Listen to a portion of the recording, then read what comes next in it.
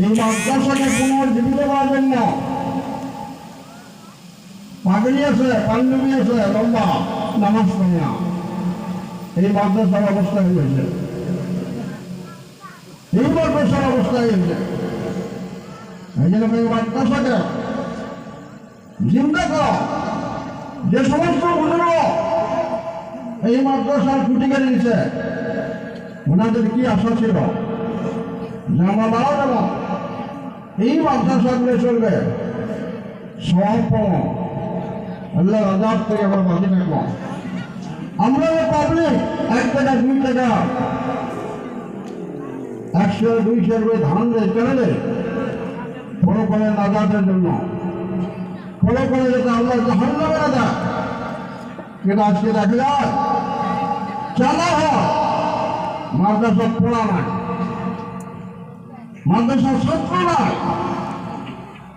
মানে আপনাদের কাছে অনুরোধ করলাম, আমরা সিনিয়র মানুষ হিসেবে, সিনিয়র আলেম হিসেবে, মুরব্বী হিসেবে এই জায়গা পার্শ্ববর্তী মাদ্রাসা রাহুল মেহরবানি আছে, পার্শ্ববর্তী মেহরবানি ফরকানি আছে,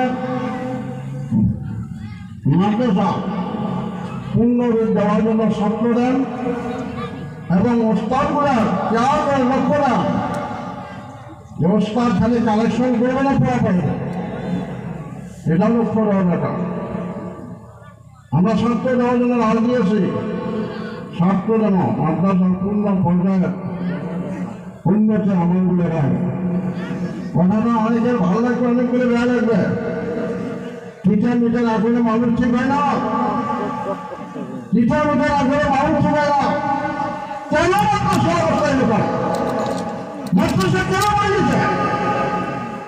ছেড়ে মাদ্রাসা কেন আছে? ছেড়ে নাই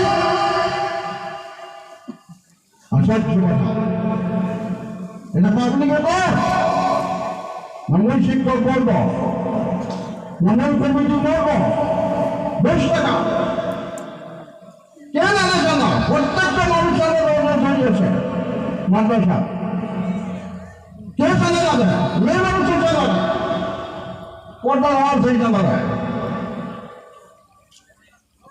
এই জন্য অনুরোধ, এই মাদ্রাসা যাতে পূর্ণ রূপ পায়, মাদ্রাসা যাতে ছাত্র ভর্তি হয়,